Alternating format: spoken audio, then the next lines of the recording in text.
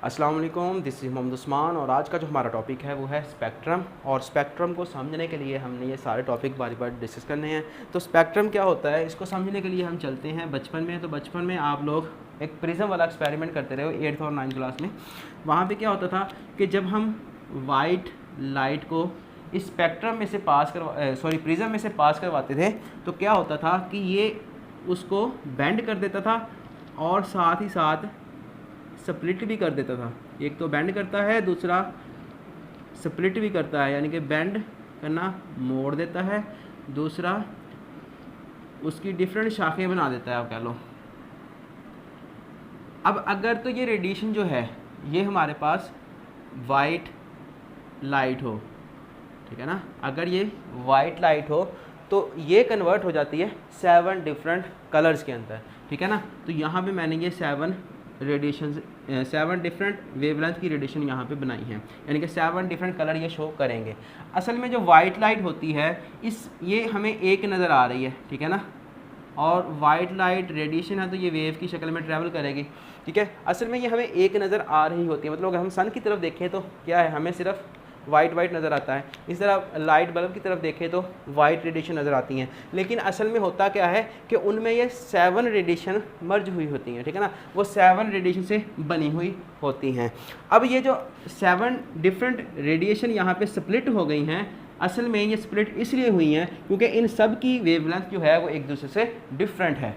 Prism ने क्या किया है, जो कम वेवलेंथ वाली थी, जिसकी वेवलेंथ छोटी थी, उसको ज़्यादा बेंड कर दिया है, जिसकी वेवलेंथ उससे बड़ी थी उसको कम बेंड किया है, और जिसकी वेवलेंथ सबसे बड़ी थी उसको सबसे कम बेंड किया है। तो प्रिज्म ने इनकी बेंडिंग, इनकी स्प्लिटिंग करवा दी है, ठीक है। और ये जो चीज़ बन गई है अब, ठीक है ना, कि जो वाइट लाइट थी उसको जब हमने प्रिज्म में से पास करवाया तो प्रिज्म ने क्या किया, उसको डिस्पर्स कर दिया। इसी डिस्पर्शन को हम कहते हैं स्पेक्ट्रम। इसी डिस्पर्शन को हम क्या बोलते हैं, स्पेक्ट्रम बोलते हैं। अब ये जो डिफरेंट वेवलेंथ की रेडिएशन आपको नज़र आ रही है, ये हर एक जो है वो डिफरेंट कलर को शो कर रही है। जो सबसे नीचे वाली है ये वॉयलेट होती है, इसको मैंने वी लिख दिया है। जो उससे ऊपर वाली है ये इंडिगो, और जो उससे ऊपर वाली है ये ब्लू कलर की रेडिएशन है, ठीक है ना, यानी कि ब्लू कलर इसकी वजह से आएगा। और अगर ये वाली है तो इसको ग्रीन कहते हैं, उससे ऊपर येलो, उससे ऊपर ऑरेंज, और सबसे ऊपर वाली जो है वो क्या है, रेड है। तो अगर हम देखें तो जो रेड रेडिएशन है उनकी वेवलेंथ क्या है, सबसे ज़्यादा है। ये बातें हमें कैसे पता चलेंगी, असल में जब ये वाइट लाइट पास हो रही थी, अगर प्रिज्म ना होता तो ये बिल्कुल सीधा गुजर जाती, ठीक है ना, लेकिन यहाँ पे प्रिज्म ने इसको बेंड कर दिया है। अब ये आपकी वाइट लाइट थी और ये आप कह लो कि ब्लू वाली है, ठीक है ना, वॉयलेट वाली है। तो इनके दरमियान एंगल क्या है, ये बन रहा है। अगर मैं इसको देखूं रेड वाली को, तो ये वाइट लाइट थी और ये हमारी रेड वाली लाइट है, ठीक। तो इनके दरमियान जो एंगल है वो इस एंगल से छोटा है। इट्स मीन कि बेंडिंग क्या हुई है, यहाँ पे ज़्यादा हुई है। और हम वेवलेंथ का बेंडिंग के साथ रिश्ता कायम करें तो क्या होगा कि अगर तो हमारे पास वेवलेंथ कम है, जैसे ये वॉयलेट वाली है उसकी वेवलेंथ सबसे कम है, तो बेंडिंग क्या हो गई है, सबसे ज़्यादा हो गई है। वेवलेंथ कम है तो बेंडिंग क्या हुई है, सबसे ज़्यादा। और अगर वेवलेंथ ज़्यादा हो, जैसे रेड लाइट की है, तो बेंडिंग क्या हो जाएगी, सबसे कम, यानी कि सबसे कम बेंड कौन सी हुई है, रेड वाली लाइट हुई है। अब ये जो 7 डिफरेंट कलर हमें नज़र आए हैं, इनको जिनको हम स्पेक्ट्रम कह रहे हैं, अगर हम इन 7 डिफरेंट कलर को, ठीक है ना, दोबारा से प्रिज्म में से पास करवाया जाए तो यहाँ पे हमें सिर्फ और सिर्फ एक वाइट लाइट ही नज़र आएगी। अब हम बात करते हैं कि क्या जो सन से रेडिएशन आ रही हैं, मतलब यहाँ पे हम जो सोर्स ले रहे हैं, अगर हम सन का ही सोर्स ले रहे हैं तो सन से सिर्फ यही रेडिएशन नज़र आ रही हैं हमें, सन से सिर्फ यही रेडिएशन निकल रही हैं, या लाइट बल्ब है तो उसमें से क्या सिर्फ वाइट लाइट ही निकल रही है, तो ऐसा बिल्कुल भी नहीं है, ठीक है ना। जो सन होता है उसमें डिफरेंट रेडिएशंस या डिफरेंट वेवलेंथ की रेडिएशन निकलती हैं, लेकिन हमें सिर्फ वाइट लाइट नज़र आती है। और जो वाइट लाइट नज़र आती है इसको हम स्पेक्ट्रम के विजिबल रीजन में रखते हैं, ठीक है। अब स्पेक्ट्रम के एक रीजन तो है विजिबल, जो कि हमें नज़र आता है, ठीक है, ये हो गया हमारे पास विजिबल रीजन।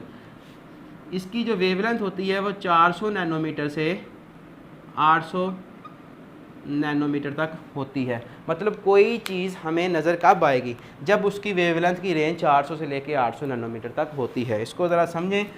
ये मेरे पास एक सर्कल है, आपको ये रेड कलर का नज़र आ रहा होगा शायद, है ना? ग्रीन तो नहीं आ रहा किसी को?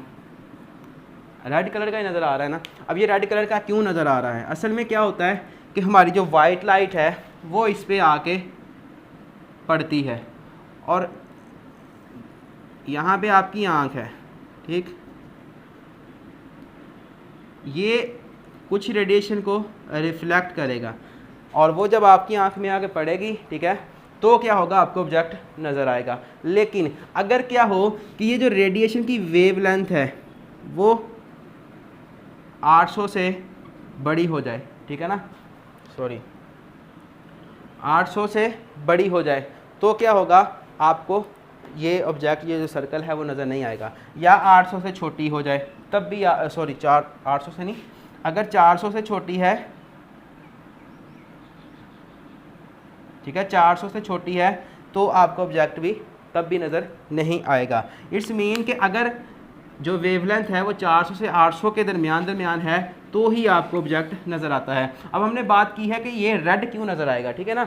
जैसे एप्पल होता है, एप्पल आपको रेड ही लगता है ना, हरे वाला नहीं देखना, रेड वाला देखना है, जिसका कलर रेड होता है, जो पका हुआ होता है, ठीक है।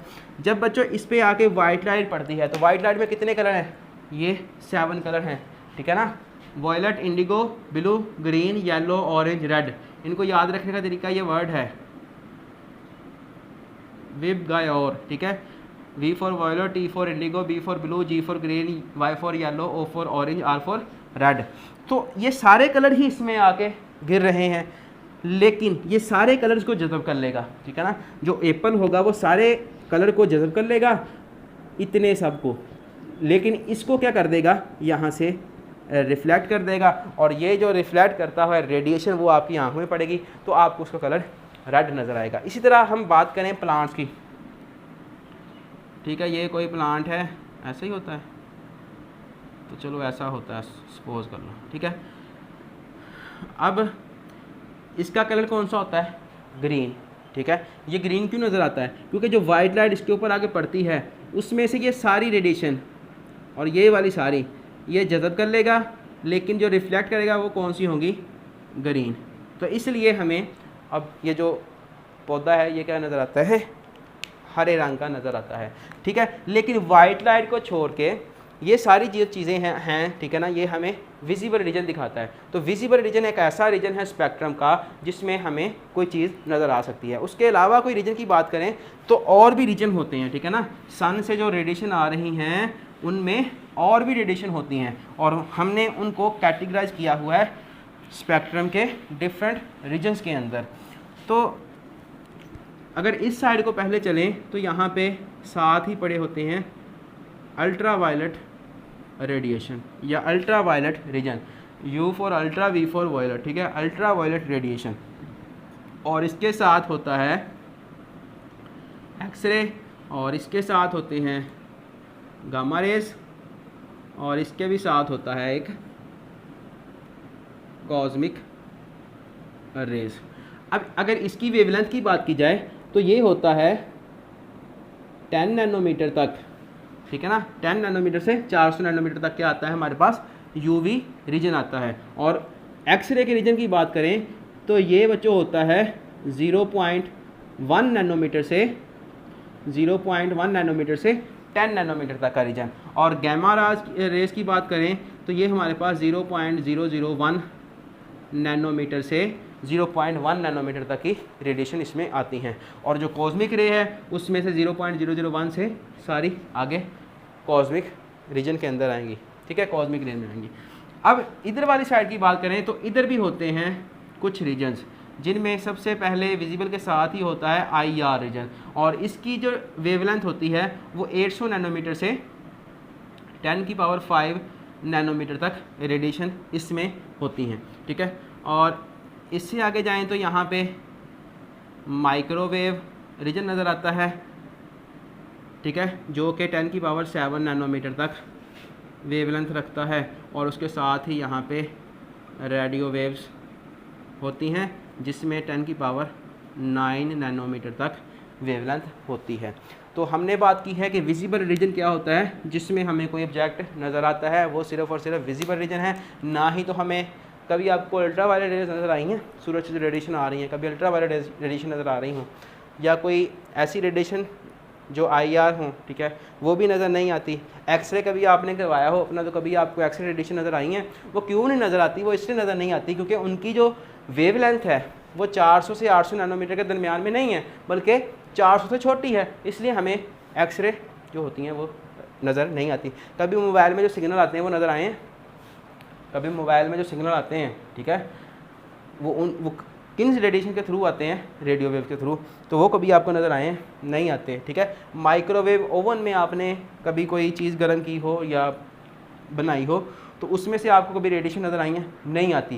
क्यों नहीं आती? क्योंकि इनकी रेडिएशन 800 नैनोमीटर से ज़्यादा है, इसलिए हमें ये रेडिएशन नज़र नहीं आती। तो विजिबल रीजन एक ऐसा रीजन है जो हमें देखने में हेल्प करता है, ठीक है। अब यूवी रीजन की बात कर लें थोड़ी सी, ठीक है, फिर हम आगे चलते हैं। यूवी रीजन क्या होता है? ये एक ऐसा रीजन है जिसमें 10 नैनोमीटर से लेके 400 नैनोमीटर तक की वेवलेंथ की रेडिएशन पाई जाती हैं। अब जो सन होता है, असल में जो सन है हमारा, ठीक है, वो इन सारी रेडिएशंस को बाहर निकाल रहा है। सन क्या है? इन सारी रेडिएशंस को बाहर निकाल रहा है, जिनमें से एक अल्ट्रा वायलेट रेडिएशन है, ठीक है। लेकिन आपने पढ़ा है कि ये आपकी अर्थ है और अर्थ के इर्द गिर्द अल्लाह ताला ने क्या बनाई है? ओजोन की लेयर, ठीक है, बनाई है। वो ओजोन की लेयर क्या है कि यहाँ से यूवी रेडिएशन जाती हैं, ठीक है, इस ओजोन के साथ वो टकराती हैं और वहीं पे ख़त्म हो जाती हैं, ठीक है। तो ओजोन लेयर इनको अंदर नहीं आने देती। लेकिन आपने ये भी पढ़ा है कि ओजोन लेयर में सुराख हो गया है ना, पढ़ा था ना। लेकिन लॉकडाउन की वजह से वो सुराख जो है वो काफ़ी तौर पे बंद हो गया है। लॉकडाउन से क्या हुआ है कि लोगों की गाड़ियाँ वगैरह नहीं चली, इंडस्ट्रीज वगैरह बंद रही हैं, तो क्लोरोफ्लोरोकार्बन्स कम बने हैं, ठीक है, पोल्यूशन कम हुई है, जिसकी वजह से वो दोबारा से बंद होना शुरू हो गया, ठीक है ना। तो लॉकडाउन का फ़ायदा भी हुआ है। तो यूवी रेडिएशन हो गई। इंफ्रारेड रेडिएशन की बात करें तो ये हमारे ज़मीन का जो टेम्परेचर होता है उनको मेंटेन रखती हैं। कैसे मेंटेन रखती हैं? IR रेडिएशन जो है वो ज़मीन पे आती हैं, ठीक है, तो ज़मीन के अंदर जाती हैं और बाहर निकलती है दोबारा से। जब ये बाहर निकलती हैं तो ज़मीन पे मौजूद जो CO2 गैस होती है वो इनको जज़ब कर लेती है, जिसकी वजह से जो टेम्परेचर है वो ज़्यादा जो है वो मेंटेन रहता है, ठीक है ना। वरना अगर ये IR रेडिएशन ना होती तो क्या होता कि दिन के वक्त काफ़ी ज़्यादा गर्मी होती और रात के वक्त जो होता वो बर्फ़बारी हो रही होती। तो ये हमारा टेम्परेचर, ज़मीन का जो टेम्परेचर है उसको मेंटेन रखती हैं। और जो माइक्रोवेव रीजन है ये क्या है? हम माइक्रोवेव्स में यूज़ करते हैं। और रेडियो वेव का पता ही है। एक्सरेज़ को कहाँ पे यूज़ करते हैं? एक्सरे वगैरह में। और गैमा रेज़ जो हैं और कॉस्मिक रेज़ जो हैं इनको हम गैमा रेज़ को यूज़ करते हैं असल में जो कैंसर होता है ना उसकी ट्रीटमेंट में हम इसको यूज़ करते हैं, ठीक है। अब बच्चों हम बात करते हैं इनकी वेवलेंथ की और एनर्जी की, फिर इसको ख़त्म कर देते हैं, ठीक है। तो हम मूव करें अगर इस साइड को, तो जो वेवलेंथ है वो क्या है? कम होती होती कम हो रही है। इट्स मीन कि यहाँ पे वेवलेंथ क्या है? बड़ी है, और यहाँ पे जाके कम हुई है, यहाँ पे जाके और कम हुई है, और यहाँ पे जाती जाती बिल्कुल ही कम हो गई है, ठीक है। ये आपको नज़र आ रही है वेवलेंथ, बड़ी वेवलेंथ। वेवलेंथ क्या होती है? टू एडजेसेंट क्रस्ट या ट्रफ का दरमियानी फासला, ये हमारे पास वेवलेंथ है। यहाँ से इस साइड को चले हैं तो इतना ही वेवलेंथ थी। अगर इन दोनों की बात करें तो वेवलेंथ कम हो गई है, इन दोनों की बात करें तो वेवलेंथ और कम हो गई है। तो उधर को जाते जाते क्या हो रहा है? वेवलेंथ कम हो रही है। और हमने एक एक्सप्रेशन पढ़ा था प्लैंक्स क्वांटम में थ्योरी में, हमने पढ़ा था कि E=hc/λ, यानी कि आपका जो E है वो इन्वर्सली रिलेटेड है किससे? वेवलेंथ से। तो इस साइड को वेवलेंथ कम हो रही है, जिस साइड को वेवलेंथ कम होगी तो एनर्जी क्या होगी? बढ़ जाएगी। मतलब ये वाली जो रेडिएशन है उनकी जो एनर्जी है वो क्या है? ज़्यादा है, इसलिए ये जो रेडिएशन है ये क्या है? ख़तरनाक है। और ये रेडिएशन की एनर्जी कम है, ये इतनी ज़्यादा ख़तरनाक नहीं होती, ठीक है। तो ये था हमारे पास वेवलेंथ का और एनर्जी का रिलेशन। तो बच्चों ये था हमारे पास सारा स्पेक्ट्रम, स्पेक्ट्रम क्या होता है, और विजिबल रीजन की हमने बात काफ़ी डिटेल में की है, ठीक है। तो अब हम बात करते हैं स्पेक्ट्रम की डिफरेंट टाइप्स की। तो स्पेक्ट्रम की जो टाइप्स हैं वो दो तरह का होता है स्पेक्ट्रम। एक जो होता है उसको हम बोलते हैं कंटिन्यूस,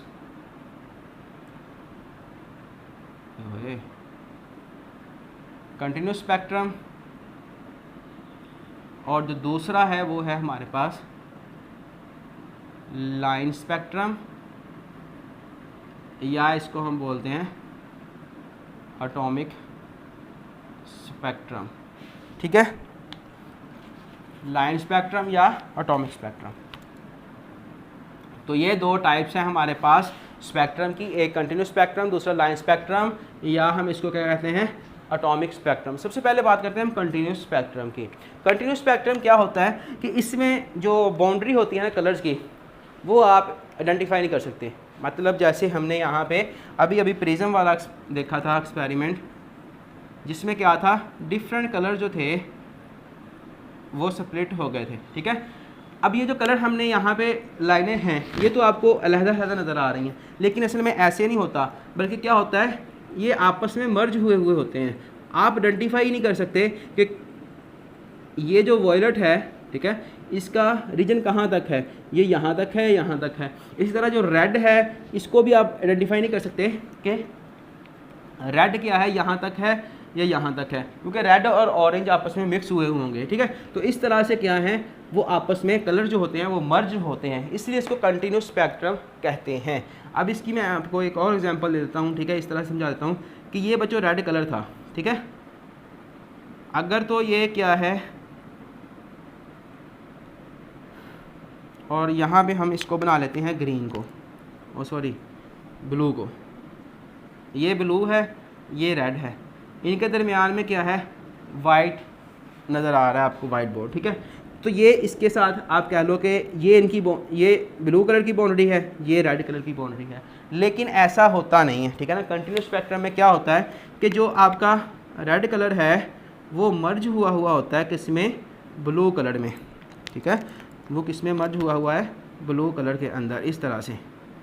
तो आप आइडेंटिफाई नहीं कर पाओगे कि, अब देखो ज़रा, रेड तो आपको ज़्यादा यहाँ पे नज़र आ रहा है, लेकिन ये भी क्या है थोड़ा थोड़ा रेड लग रहा है, और ब्लू जो है ये, अब यहाँ पे मैं कैसे बनाऊँ इसको, ये ज़्यादा ब्लू है, ये कम ब्लू है। तो इस तरह से क्या है कलर आपस में मर्ज हुआ होता है, जिसको हम कंटिन्यूस स्पेक्ट्रम कहते हैं। जिस तरह से आपने रेनबो देखी होगी बारिश के बाद, ठीक है ना, बरसात के बाद, तो रेनबो में क्या होता है आपको 3-4 कलर ही नज़र आ रहे होते हैं, ठीक है ना, लेकिन वो होते कितने हैं, 7 कलर्स होते हैं, लेकिन उनकी बाउंड्री जो है वो एक जैसी, वो आप आइडेंटिफाई नहीं कर सकते कि रेड कलर कितने कलर में, कितनी बाउंड्री की है उसकी, ठीक है, कितने रीजन के अंदर है, ब्लू कलर कितने रीजन के अंदर है। तो अगर मैं इसकी कोशिश करूँगा कि पिक्चर लगा दूँ रेनबो की, तो आप उसको आइडेंटिफाई कर सकते हो, ठीक है, और ये भी वैसा ही है। अब हम बात करते हैं असल टॉपिक की तरफ जाते हैं, और वो है हमारा लाइन स्पेक्ट्रम, जिसको हम क्या कहते हैं एटॉमिक स्पेक्ट्रम भी बोलते हैं।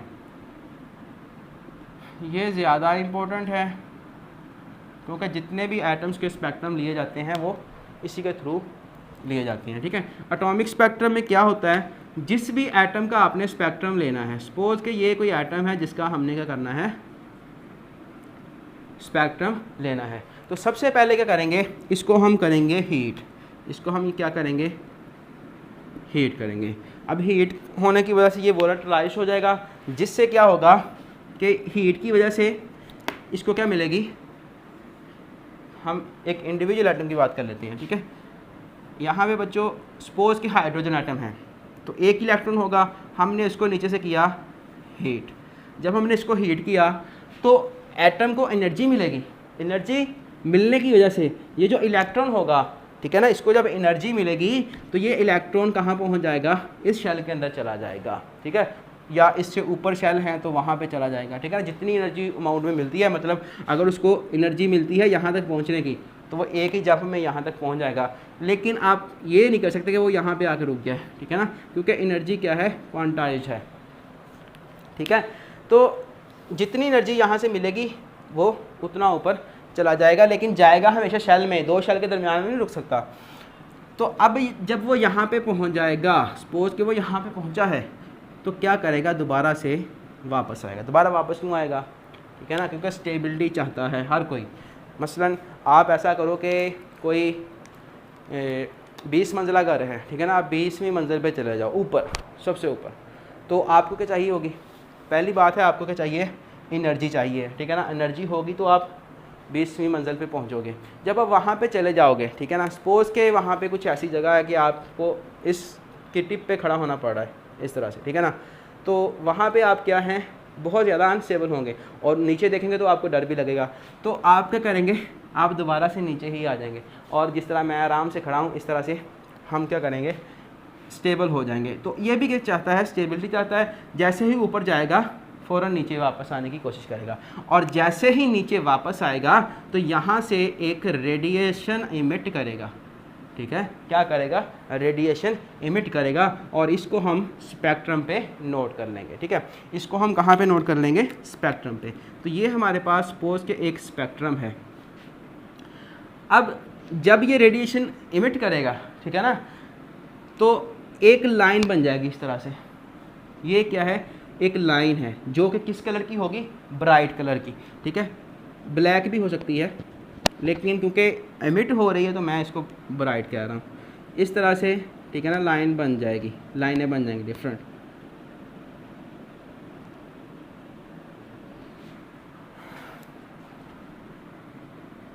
इन लाइनों की वजह से हम इसको क्या बोलते हैं, लाइन स्पेक्ट्रम कहते हैं, ठीक है। और ये जो स्पेक्ट्रम बना है ये हर एटम का दूसरे एटम से डिफरेंट होता है। मज़े की बात क्या है कि ये जो लाइन स्पेक्ट्रम बनता है ये हर एटम का दूसरे एटम से डिफरेंट होता है। फॉर एग्जांपल मैं बात करूँ सोडियम के एटम की, ये आप समझ लो कि ये हाइड्रोजन का है, ठीक है। और अगर हम बात करें सोडियम की तो उसके लाइन स्पेक्ट्रम में सिर्फ 2 येलो कलर की लाइनें शो होती हैं, ठीक है। उसके लाइन स्पेक्ट्रम में सिर्फ और सिर्फ 2 येलो कलर की लाइनें शो होती हैं। मैं कोशिश करूंगा इसकी पिक्चर भी यहाँ पे लगा दूँ। तो इट्स मीन कि हर एटम का जो स्पेक्ट्रम है वो एक दूसरे एटम से डिफरेंट होगा। तो ये हर एटम की एक क्या है, उसकी करैक्टरिस्टिक्स है। तो अब अगर हम इसमें देखें, ठीक है, तो यहाँ पे स्पेक्ट्रल लाइन जो हैं उनका दरमियान फासला कम है। जैसे जैसे हम इधर को जा रहे हैं फासला क्या हो रहा है, ज़्यादा हो रहा है। तो फासला जो है वो डिपेंड करता है वेवलेंथ पे। अगर तो वेवलेंथ जो है, अगर वेवलेंथ जो है वो कम है तो जो डिस्टेंस होगा, ठीक है, जो डिस्टेंस होगा वो भी कम होगा। तो यहाँ पे कम वेवलेंथ की रेडिएशन इमिट करेगा, इट्स मीन कि यहाँ पे डिस्टेंस कम है। और आहिस्ता आहिस्ता एक टाइम ऐसा आएगा कि जो स्पेक्ट्रम होगा वो कंटिन्यूस हो जाएगा इस तरह से, ठीक है ना। कुछ ही जो होगा ना स्पेक्ट्रम जो होगा उसका कुछ हिस्सा क्या है, उसमें लाइनें शो होंगी जिनमें डिस्टेंस कम होगा, लेकिन आहिस्ता आहिस्ता क्या होगा, इस साइड को जाएंगे तो जो स्पेक्ट्रम होगा वो कंटिन्यूस होना शुरू हो जाएगा। क्यों, क्योंकि यहाँ पे जो वेवलेंथ है वो छोटी है। जैसे जैसे हम इधर को मूव कर रहे हैं तो वेवलेंथ क्या हो रही है, बड़ी हो रही है। यहाँ पे वेवलेंथ छोटी थी, इधर को मूव करते करते वेवलेंथ क्या हो गई है, बड़ी हो गई है, ठीक है। तो ये होता है हमारे पास सारा लाइन स्पेक्ट्रम। अब लाइन स्पेक्ट्रम की 2 टाइप्स होती हैं। लाइन स्पेक्ट्रम कितनी टाइप्स हैं, 2 टाइप्स हैं। हम उनको भी देख लेते हैं बारी बारी। तो जो एटॉमिक स्पेक्ट्रा है या लाइन स्पेक्ट्रा है, इसकी कितनी टाइप्स हैं, 2 टाइप्स हैं। एक को हम कहते हैं एटॉमिक एमिशन स्पेक्ट्रा और दूसरा होता है हमारे पास एटॉमिक अब्जॉर्प्शन स्पेक्ट्रा, ठीक है। एटॉमिक या लाइन स्पेक्ट्रम की 2 टाइप्स हैं, एक एटॉमिक एमिशन स्पेक्ट्रम और दूसरा एटॉमिक अब्जॉर्प्शन स्पेक्ट्रम। तो एटॉमिक एमिशन स्पेक्ट्रम को पहले हम देखते हैं ये क्या चीज़ होती है भाई। जिस भी चीज़ का या गैस का, जिस भी एलिमेंट का आपने एटॉमिक एमिशन स्पेक्ट्रम लेना है तो आपने उसको क्या करना है, एक सिलेंडर में वो गैस फिल कर लेनी है, ठीक है। जब हम गैस फिल कर लेंगे तो क्या करेंगे, एमिशन स्पेक्ट्रा लेना है ना, एमिशन स्पेक्ट्रा लेने के लिए क्या करेंगे, हम इसको नीचे से हीट करेंगे। हम क्या करेंगे, इसको नीचे से हीट करेंगे, ठीक है। ये यहाँ से इसको हीट प्रोवाइड करेगा। हीट प्रोवाइड होने से क्या होगा कि जो एटम था, ठीक है, उसका जो इलेक्ट्रॉन होगा वो एक्साइटेड स्टेट में चला जाएगा। ये उसकी ग्राउंड स्टेट है स्पोर, यहाँ पे जब इलेक्ट्रॉन पहुँच जाएगा तो वो क्या हो जाएगा, उसकी एक्साइटेड स्टेट। तो अब जब इलेक्ट्रॉन यहाँ पे चला जाएगा तो क्या होगा, यहाँ से वो वापस आएगा स्टेबिलिटी पाने के लिए, तो कुछ रेडिएशन को खारिज करेगा। वो जो रेडिएशन खारिज करेगा वो क्या होंगी, ब्राइट होंगी। क्यों ब्राइट होंगी, क्योंकि यहाँ से हम इसको नीचे से हीट कर रहे हैं, ठीक है। ये हीट आप डायरेक्टली भी कर सकते हो, ठीक है, और दूसरा आप यहाँ से इसको इलेक्ट्रिसिटी के थ्रू भी हीट कर सकते हो। जब आपने इसको हीट किया, ठीक है, तो इलेक्ट्रॉन क्या हो गया, एक्साइटेड स्टेट में चला गया। अब एक्साइटेड स्टेट में गया है, क्या अब्जॉर्ब कर गया है, हीट को अब्जॉर्ब करके गया है। तो जैसे ही नीचे वापस आएगा तो क्या करेगा, एक फोटोन का जो होगा उसको इमिट करेगा, ठीक है, रेडिएशन को क्या करेगा, इमिट करेगा। जब ये रेडिएशन को इमिट करेगा तो लाइन क्या होगी, ठीक है ना, ये रेडिएशन निकाल रहा है ना अपने अंदर से, तो रेडिएशन क्या होती हैं, ब्राइट होती है ना। तो जो स्पेक्ट्रम आपके पास आएगा वो क्या होगा, एक ब्राइट स्पेक्ट्रम होगा, और उसकी जो बैकग्राउंड होगी वो क्या होगी, वो ब्लैक होगी, ठीक है, ब्लैक बैकग्राउंड होगी, और स्पेक्ट्रम की जो लाइंस होंगी वो क्या होंगी, ब्राइट होंगी। सपोज के एक लाइन यहाँ पे आ गई, ठीक है, ये अब ब्राइट लाइनें प्रोड्यूस हो रही हैं, ठीक है। इस तरह से सपोज के हमारे पास स्पेक्ट्रम आ गया जिसकी बैकग्राउंड क्या है, वो डार्क है, बैकग्राउंड क्या है, डार्क है, लेकिन उस पर जो लाइनें हैं वो आप कह लो कि ब्राइट हैं, इस तरह से, ठीक, समझ आ गई। तो ये होता है हमारे पास एटॉमिक एमिशन स्पेक्ट्रम, जिसमें बैकग्राउंड डार्क होती है। अक्सर क्वेश्चन यही आता है कि एटॉमिक एमिशन और एटॉमिक अब्जॉर्प्शन स्पेक्ट्रम में क्या डिफरेंस है। तो आपने क्या कहना है कि एटॉमिक एमिशन स्पेक्ट्रम में हम इसको हीट करते हैं जिसकी वजह से रेडिएशन निकलती है, और जो स्पेक्ट्रम आता है वो bright line with dark background, ये है असल डिफरेंस, ठीक है। अब हम एटॉमिक अब्जॉर्प्शन की बात करें कि एटॉमिक अब्जॉर्प्शन में क्या होता है। तो एटॉमिक अब्जॉर्प्शन में क्या होना है, असल में वही है, हमारे पास एक चेम्बर या सिलेंडर जिसमें हमने गैस फिल की है, ठीक है। अब हम क्या करेंगे, इस पर रेडिएशन फॉल करवाएंगे। हम क्या कर रहे हैं, रेडिएशन फॉल करवा रहे हैं, इस पर रेडिएशन फॉल करवा रहे हैं। तो क्या होगा, ये रेडिएशन को जज़ब कर लेगा। अब हम क्या कर रहे हैं, खुद से रेडिएशन पास करवा रहे हैं, रेडिएशन पास करवा रहे हैं, तो इट्स मीन जो स्पेक्ट्रम होगा वो क्या होगा, ब्राइट होगा, ठीक है ना, उसकी जो बैकग्राउंड होगी वो ब्राइट होगी। अब जो सी रेडिएशन हमने यहाँ पे फॉल करवाई है उनमें से कुछ रेडिएशन को क्या करेगा, जज़ब कर लेगा अपने अंदर। ये क्या करेगा, कुछ रेडिएशन को जज़ब कर लेगा। जो रेडिएशन ये जज़ब कर लेगा वहाँ पे एक ब्लैक लाइन आपको शो हो जाएगी, ठीक है। सपोज के यहाँ पे शो हुई, फिर यहाँ पे रेडिएशन अब्जॉर्ब की, फिर यहाँ पे की, फिर यहाँ पे, फिर यहाँ पे, ठीक है। इस तरह से ये होता है हमारे पास एटॉमिक अब्जॉर्प्शन स्पेक्ट्रम। उसमें क्या होता है कि जब हम रेडिएशन पास करवाते हैं, ठीक है, किसी गैस के अंदर से, तो क्या होता है कि गैस में से जो रेडिएशन, गैस के जो मॉलिक्यूल्स हैं वो रेडिएशन का कुछ हिस्सा या कुछ वेवलेंथ को अब्जॉर्ब कर लेते हैं। जहाँ पे वो अब्जॉर्ब कर लेंगे वहाँ पे एक ब्लैक लाइन नज़र आ जाएगी, ठीक है, या डार्क लाइन शो हो जाएगी विद ब्राइट बैकग्राउंड। तो बैकग्राउंड ब्राइट याद रखने के लिए आपने ये याद रखना है कि अब्जॉर्प्शन स्पेक्ट्रम में क्या होगा, जो बैकग्राउंड होगी वो ब्राइट होगी, जो एमिशन स्पेक्ट्रम होगा वहाँ पे क्या होगी, बैकग्राउंड डार्क होगी। क्योंकि एमिशन स्पेक्ट्रम में इलेक्ट्रॉन ने वापस आना है ऊपर से नीचे और उसने रेडिएशन निकालनी है, और वो रेडिएशन किस सूरत में निकालेगा, लाइट कलर की शक्ल में, ठीक है ना। तो इसलिए यहाँ पे ब्राइट नज़र आ रही हैं, यहाँ पे डार्क इसलिए आ रही हैं लाइनें क्योंकि उसने, हमने पहले ही रेडिएशन दी हुई है, पहले रेडिएशन दी हुई है, तो स्पेक्ट्रम सारा क्या है, कलरफुल है। अब उन कलर में से, उन कुल रेडिएशन के अंदर से उसने क्या करना है, रेडिएशन को अब्जॉर्ब करना। जिस जिस रेडिएशन को उसने अब्जॉर्ब कर लिया वहाँ पे क्या हो जाएगी, ब्लैक लाइन शो हो जाएगी। अब एक इंटरेस्टिंग बात और है कि किसी एलिमेंट का एटॉमिक एमिशन स्पेक्ट्रा और एटॉमिक अब्जॉर्प्शन स्पेक्ट्रा दोनों क्या होते हैं, इक्वल होते हैं। यानी कि जिस तरह का एटॉमिक एमिशन होगा उसी तरह का एटॉमिक अब्जॉर्प्शन होगा। यानी कि जिस पोजीशन पे लाइनें शो हो रही हैं, दोनों स्पेक्ट्रम में बिल्कुल सेम पोजीशन पे लाइनें आपको नज़र आएंगी, लेकिन एक पे लाइनें ब्राइट नज़र आएंगी, एक पे लाइनें डार्क नज़र आएंगी। ठीक है, तो ये था हमारे पास स्पेक्ट्रम। अगर कोई क्वेश्चन हो तो डाल भी पूछेगा। Thank you very much.